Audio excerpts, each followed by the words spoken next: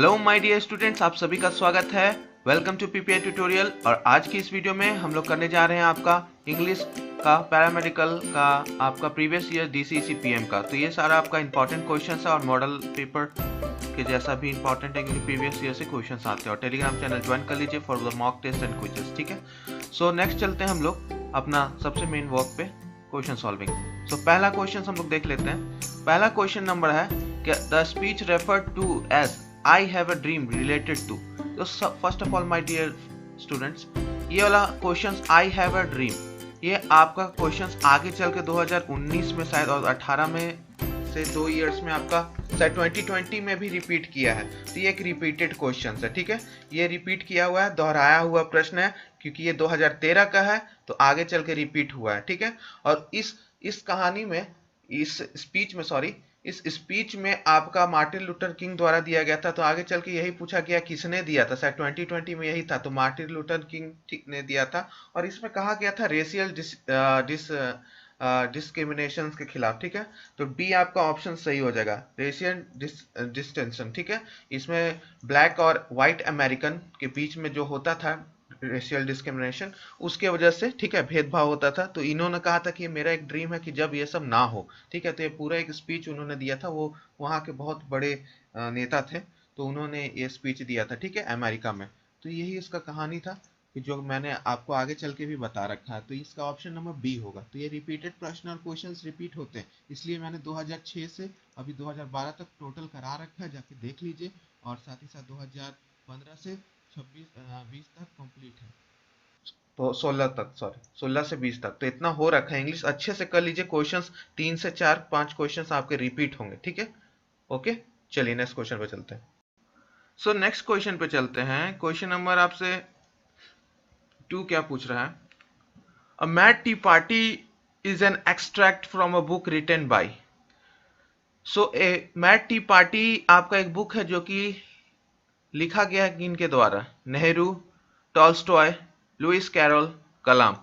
तो my dear student, ये भी आपका रिपीटेड क्वेश्चन से आगे चल के ये रिपीट होगा 2016, 17 या 18 में, किसी में से एक ईयर में। अ मैड टी पार्टी के ऊपर 2 से 3 बार रिपीटेड प्रश्न आया है, तो ये भी आपका मैं रिपीटेड बोलूंगा। तो देख लीजिए, 2 क्वेश्चंस रिपीट हो चुका है 2013 का, आगे चल के रिपीट होगा। तो कितना इंपॉर्टेंट और कितना महत्वपूर्ण होता है कि आप प्रीवियस ईयर को अच्छे से करें। इसलिए मैं कहता हूं कि फिजिक्स, केमिस्ट्री, बायोलॉजी, इंग्लिश जितना भी मैंने प्रीवियस ईयर सॉल्व करा है, यानी 40 क्वेश्चंस में आपका यहाँ से प्रीवियस ईयर्स मैंने करा रखा है, 90 में आउट ऑफ 40 क्वेश्चंस का तैयारी। तो अगर यहाँ से आपका 10 से 15 भी रिपीट हो जाता है तो कितनी अच्छी बात है। 40 से 50 मार्क्स इजीली मिल जाएंगे आपको, 50 से 60 मार्क्स, सॉरी। तो इसलिए पूरा अच्छा से कर लीजिए। और इसका सही उत्तर क्या होगा? Louis Carol. कौन कहानी लिखे थे? लुइस कैरल और मैड टी पार्टी, ठीक है। मैड टी पार्टी एक स्टोरी है जिसको लुइस कैरल ने लिखा था। तो आप अच्छे से प्रीवियस ईयर कर लीजिए, यही एडवाइस है। एग्जाम से पहले कोई तैयारी नहीं है, कोई बात नहीं, सिर्फ प्रीवियस ईयर कर लीजिए। 40 मार्क्स का तो आपको तैयारी मेरे ही चैनल यानी आपके चैनल यहाँ से हो गया, ठीक है। तो आराम से आप लोग ये चीज कर लीजिए, ठीक है। आगे बढ़े नेक्स्ट क्वेश्चन के ऊपर, चलिए ठीक है। सो हम लोग अब नेक्स्ट क्वेश्चन की ओर चलते हैं। Nehru ji in his letter to the daughter refer to Aryavarta as an Hindu land, the meaning of Hindu here was, ठीक है। तो आपको यहाँ पर बताना है कि एक नेहरू जी ने लेटर लिखा था डॉटर को अपना, refer to as Aryavarta as an Hindu land, the meaning of Hindu is. तो आर्यव्रता आपका एक संस्कृत प्रोनाउंसिएशन है। It is the term for the northern parts of Indian subcontinent, ठीक है। ये आपका नॉर्दर्न पार्ट जो इंडियन सब कॉन्टिनेंट का, उसमें एशियंट हिंदू में टेक्स्ट सच एज आपका सूत्रस वगैरह में लिखा हुआ था, ठीक है। और इसमें आपका इन्होंने खासकर बताया गया है कि ये आपका किस चीज के लिए यूज होता है? तो हाँ, ये आपका इंडिया के लिए यूज होता है। किस चीज के लिए? आर्यव्रत, आर्यभट्ट नहीं होते, आर्यवर्त हम लोग पुराना काल में बोलते थे, आर्यव्रत है ये, खासकर महाभारत काल में। तो आर्यव्रत के नाम से भी इंडिया को जाना जाता था, ठीक है। हिंदू मतलब क्या होगा? Indus valley civilization, northern area जो हो गया ना अपना इंडिया का, इंडस वैली सिविलाइजेशन, वो one of the oldest civilizations, ठीक है। चलिए नेक्स्ट क्वेश्चन पे चलते हैं, और ये भी आपका रिपीटेड है। ठीक है, 3 क्वेश्चन अभी तक रिपीटेड हो गए। अब नेक्स्ट क्वेश्चन पे आ जाते हैं। Next question, that which can not be read is called, जिसको पढ़ा ना जा सके, that which can not be read is called ineligible, invincible, invisible या आपका इलिजिबल। तो क्या होगा इसका, जिसको पढ़ा ना जा सके क्या बोलेंगे उसको, बताइए। बहुत अच्छा क्वेश्चन है, बहुत अच्छा क्वेश्चन है। क्या होगा इसका प्रॉपर आंसर, बता दीजिए। तो एक एक करके वर्ड्स को समझते हैं। सबसे पहले देखते हैं ए, आपका इन इलिजिबल, ठीक है। इसका मतलब क्या होता है, इसका होता है नॉट एलिजिबल। बोलते हैं ना, तुम इलिजिबल नहीं हो इस फॉर्म को भरने के लिए, आप वैक्सीन लेने के लिए एलिजिबल नहीं है, 18 ईयर्स नहीं है, तो आपको यही बोला जाता है। तो नॉट एलिजिबल, नॉट परमिट, आपको परमिट नहीं है उसका वैक्सीन लेने का, तो वो आपका हो गया नॉट सुटेबल, क्योंकि आप उस सुटेबल नहीं हो। तो not permit, not eligible, not suitable, ठीक है। इसका क्या हो गया, इन एलिजिबल, ठीक है। दूसरा है आपका इनविजिबल, इनविजिबल, इनविजिबल, इसका अर्थ क्या हो जाएगा आपका, इनकेपेबल ऑफ बीइंग कॉन्कर्ड, ठीक है। अदृश्य, क्या बोलेंगे, अदृश्य, इनकेपेबल, ठीक है।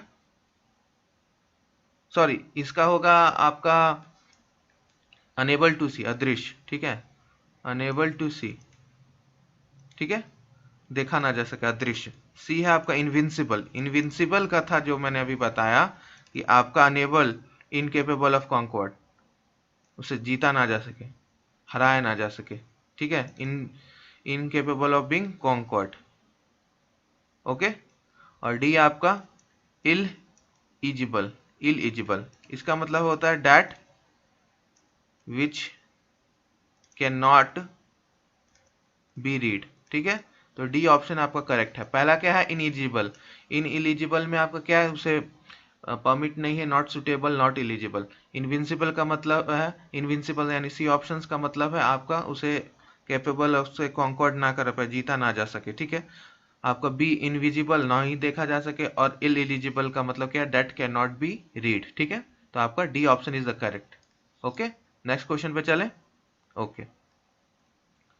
नेक्स्ट क्वेश्चन है, विच वन इज इनकरेक्ट, ठीक है। इसमें से इनकरेक्ट क्या है आपका, एक इनकरेक्ट खोजना है, ठीक है। इस टाइप के प्रश्न आप जानते हो कि करेक्शन और सही खोजना के लिए हमेशा आते रहते हैं।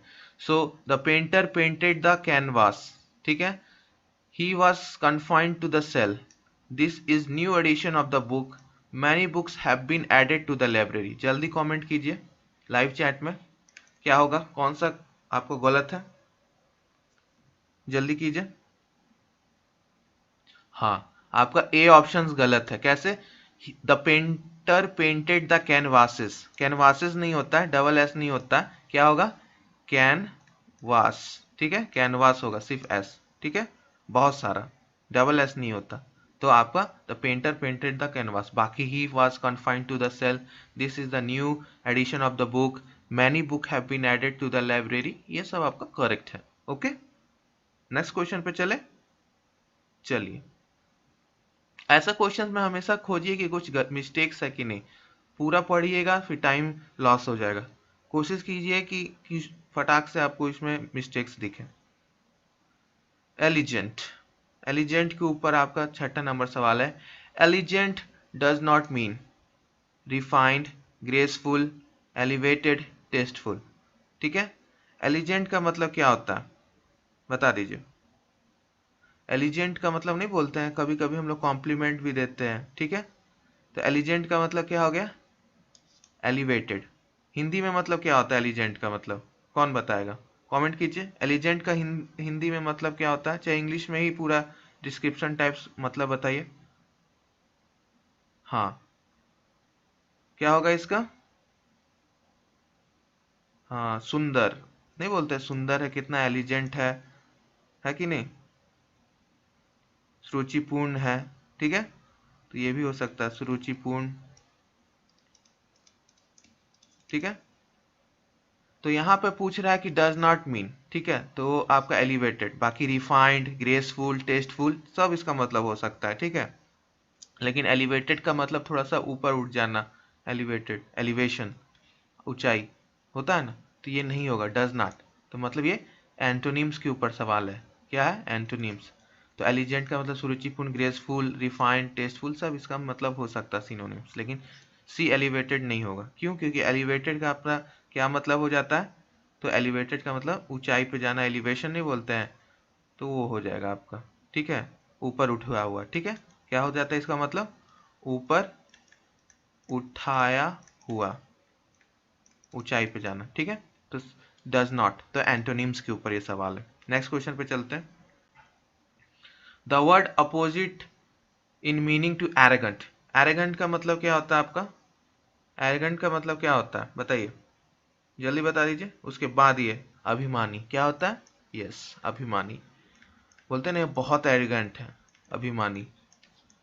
सो उसका मतलब क्या हो जाएगा अपोजिट मीनिंग में? मतलब ये आपका एंटोनिम्स पूछ रहा है ये भी, सिंसियर, ग्रेव, हम्बल या वेन।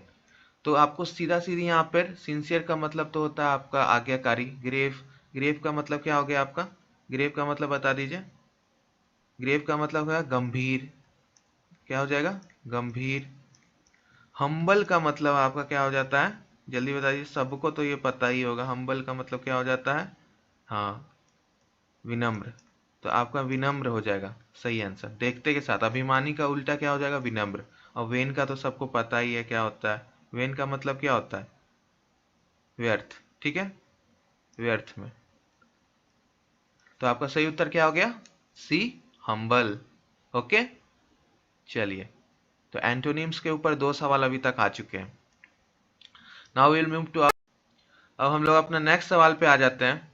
नेक्स्ट सवाल, identify the word which is not a synonym of decipher. तो डिसाइफर का सबसे पहले मतलब जानना होगा, तब ना ये क्वेश्चन सॉल्व कर पाओगे। तो डिसाइफर का मतलब क्या होगा बताइए, उसके बाद ये क्वेश्चन सॉल्व होगा। तो जल्दी जल्दी बता दीजिए डिसाइफर का मतलब क्या होता है। कमेंट कीजिए फटाफट। डिसाइफर का मतलब क्या होता है? यस, डिसाइफर का मतलब क्या होता है? समझाना, पढ़ाना, ठीक है, पढ़ाना या आपका समझाना, समझने, ठीक है। तो ट्रांसलेट, चीट, इंटरप्रेट, सॉल्व, ठीक है। तो यहाँ पर साफ साफ हमें शब्द दिख रहा है कि कौन सा आपका सिनोनिम नहीं होगा। नहीं है, नॉट याद रखना। तो आपका चीट, चीट होगा, ठीक है। क्योंकि ट्रांसलेट भी वही चीज हो गया, अनुवाद करना, इंटरप्रेट भी कर मतलब वही हो गया, सॉल्व भी करना वही हो गया, समझाना। लेकिन चीट का मतलब तो चीटिंग होता है। तो आपका नॉट में सीधा सीधा चीट चला जाएगा, ठीक है। क्वेश्चन नंबर 8 का बी। और देखिए ऐसा क्वेश्चन जब भी आए ना, तो आप देख लीजिए कि वर्ड्स मिलाइए कि डिसाइफर है तो समझाना होता है, तो आपको पूरा सबका मीनिंग्स भी नहीं पता होगा ना, तो आपको चीट दिख रहा है ना, आप चीट के लिए सीधे जाओ। क्योंकि आपको लग रहा है कि हाँ चीट का मतलब तो दूसरा चीज हो रहा है, तो यहाँ पे नॉट सिनोनिम्स पूछ रहा है, ठीक है, सेम मीनिंग ना हो। तो यहाँ पे एंटोनिम्स, सीधा सीधी तीसरा एंटोनिम्स ये पूछ रहा है। वर्ड देख रहे हो, नॉट सिनोनिम लगा के सीधे एंटोनिम्स पूछ रहा है, ठीक है। और नहीं भी हो सकता है एंटोनिम्स, लेकिन फिर भी उसी को मान के चलना है हम लोग। नेक्स्ट क्वेश्चन पे चलते हैं। The antonyms of accumulate. Antonyms of accumulate क्या हो जाएगा आपका? जल्दी बता दीजिए। तो आपको एक्यूमुलेट का मतलब क्या होता है? जमा करना, यही ना होता है? एक्यूमुलेशन होता है ना, एक जगह जमा करना, ठीक है। तो एक्यूमुलेट का मतलब क्या हो गया आपका? संचयन, संचयन, ठीक है। तो आपका सबसे पहले वर्ड का मतलब देख लेते हैं क्या होता है, जल्दी बता दीजिए क्या होगा। तो इसका ए यानी आपका SQUANDER, स्क्वेंडर का मतलब क्या हो जाता है? गवाना, ठीक है। ए मास का मतलब क्या होता है? ए मास का मतलब क्या होता है आपका? बता दीजिए। ए मास का मतलब क्या होता है आपका? जमा करना, जमा करना। कलेक्ट का मतलब भी क्या होता है आपका? इकट्ठा करना। स्टोर का मतलब भी क्या होता है? एक जगह इकट्ठा करना। तो आपका स्क्वेंडर यानी गंवाना, सीधा सीधी हमको एंटोनिम्स दिख रहा है, इधर जमा करना है, इधर गंवाना है, इकट्ठा करो, इधर गंवा दो। तो आपका स्क्वेंडर आपका 9 का ए हो जाएगा। करेक्ट है। आगे बढ़े। सभी को समझ में आ रहा है ना? लाइक एक बार कर दीजिए। अच्छा लग रहा है सेशन तो क्लास। चलिए नेक्स्ट क्वेश्चन पे चलते हैं और अच्छे से प्रीवियस ईयर कीजिए, अच्छा जाएगा एग्जाम, नर्वस मत होइए। ठीक है सभी। Fill the correct word in this is a religious, fill in the blanks out of the following choice. Fill the correct word in this is a religious out of the following choice. तो आपको यहाँ पे correct word choose करना है। Right, right, right, manner. क्या होगा आपको सही उत्तर बता दीजिए। Out of the following choice आपको सही बताना है कौन सा इसमें होगा। तो यहाँ पर आपका राइट हम लोग कहाँ पे यूज करते हैं? तो प्लेस के लिए, कोई भी प्लेस के लिए। ठीक है आपका। फिर आपका ये राइट कहाँ पे यूज करते हैं आपका? तो आपका उत्सव वगैरह के लिए। ठीक है उत्सव वगैरह के लिए। और ये राइट तो आपको पता ही है, दंगा। ठीक है ये तो गलत चीज है। और आपका मैनर क्या होता है? कैसल। ठीक है तो यहाँ पे करेक्ट क्या हो जाएगा? राइट। उत्सव मनाने के लिए this is a religious right, हमारा रिलीजियस राइट है। ठीक है क्या बोलते हैं? अनुसंधान भी शायद इसको बोलते हैं। तो 10 का आपका बी हो जाएगा। ओके चलिए नेक्स्ट क्वेश्चन पे चलते हैं। विच इज करेक्टली स्पेल्ड, इसमें कौन सा आपका करेक्टली स्पेल्ड है? Awkward, parallel, occasion, heredity. इसमें करेक्टली का स्पेल्ड कौन है? ठीक है करेक्टली स्पेल्ड तो अकर्ड आपका सही है। ठीक है पैरेलल आपका गलत है। पैरेलल का क्या होगा? PARALLEL parallel. ओकेजन भी आपका गलत है। ओकेजन का क्या होगा? OCCASION occasion. और हेरिडेटी का भी गलत है स्पेलिंग, HEREDITARY हेरिडेटी। तो आपका ए सिर्फ सही है ओकॉर्ड। ठीक है ठीक है 20 इसका 11 का क्वेश्चन का ए हो जाएगा आंसर। नेक्स्ट क्वेश्चन पे चले, बता दीजिए एक बार माय डियर लवली स्टूडेंट्स। ठीक है तो चलिए नेक्स्ट क्वेश्चन पे चल जाए।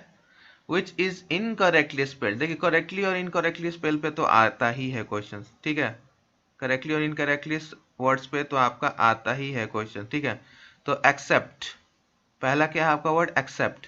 तो क्या एक्सेप्ट ये इनकरेक्टली स्पेल्ड है? तो देखना है हमें। तो एक्सेप्ट का ACCEPT। ठीक है एक्सेप्ट। एजाइल, अजाइल भी आपका करेक्टली एक्सपेल्ड है। बेसिस का भी आपका, बेसिस भी सही है आपका। और आपका ये नाइव। ठीक है नाइव इनकरेक्टली। ठीक है तो ये भी आपका इनकरेक्टली है। ठीक है तो नाइव का क्या होगा? NAIVE naive. तो आपका यहाँ पे दो दो शब्द इनकरेक्टली, ए और सी दोनों, ए और डी सॉरी दोनों, ए एंड डी बोथ। ठीक है दोनों आपका इनकरेक्टली है। ठीक है तो आपका बी और सी सही है और ए और डी आपका इनकरेक्टली है। तो यहाँ पे दो दो उत्तर हो गया। ठीक है तो ऐसा क्वेश्चंस कभी कभी रहेगा जहाँ दो दो ऑप्शंस मिले। ठीक है कि जो सही हो, तो आप करके आइएगा फिर भी क्वेश्चंस। ठीक है फिर भी क्वेश्चंस करके आइएगा अटेम्प्ट करके। हो सकता है उस वो क्वेश्चंस को रद्द कर दिया जाए, जो कि वही होता है, क्वेश्चंस को हटा दिया जाता है। इसलिए कभी कभी क्या होता है ना कि आप सोचते हो कि हम 300 प्लस करके आए, तो दो चार क्वेश्चन गलत होता है, इसलिए मार्क्स आपको कम आता है। ठीक है ऐसा होता है। ठीक है नेक्स्ट क्वेश्चन पे चलते हैं। Pick up the correct choice for completing the apt version as good as. ठीक है आपको बताना है यहाँ पर एप्ट कंपैरिजंस आपको करना है। As good as, a lamp, a जज, अ गोल्ड, अ सिल्वर। क्या होगा सही यहाँ पे बता दीजिए। एज गुड एज, तो एज गुड एज आपका बता दीजिए। हाँ तो एज गुड एज आपका गोल्ड, सोने की तरह ये आपका सही है। तो इसमें एज गुड एज गोल्ड क्या हो जाएगा? आपका गोल्ड हो जाएगा।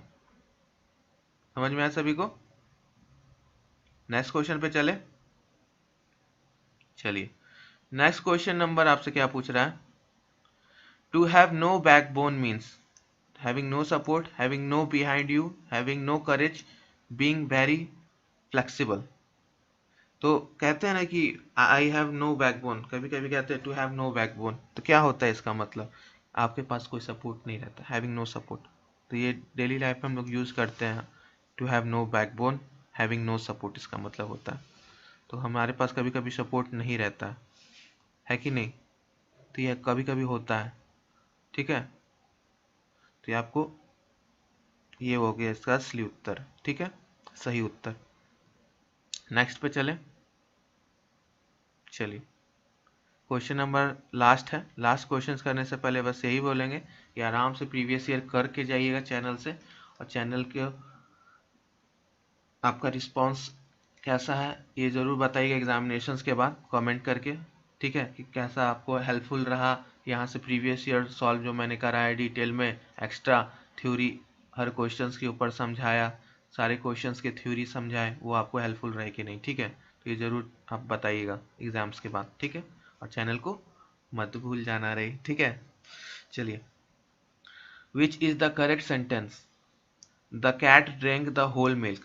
Come here please. The lion is king of the forest. I held the horse by the mane. ठीक है, so the cat drank the whole milk, यहाँ सीधा आपको दिख रहा है ये गलत है, क्या होगा, HOLE होल होगा, ये तो होल क्षेत्र छेद वाला हो गया, होल मतलब संपूर्ण पूरा, ठीक है। कम हेयर, हियर प्लीज, तो हियर है तो ये तो सिंपल HERE हियर हो जाएगा, ये भी आपका गलत है।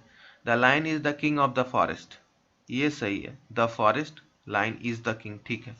I held the horse by the mane, by नहीं होता, विथ द मेन, ठीक है, और यहाँ हेल्ड की जगह होल्ड होगा, ठीक है, ठीक। चलिए, तो ये था आपका पूरा 2013 का प्रीवियस ईयर। कैसे लगा सेशन कमेंट जरूर कर दीजिएगा एक बार, ठीक है, कैसा लगा अच्छा बुरा कमेंट जरूर।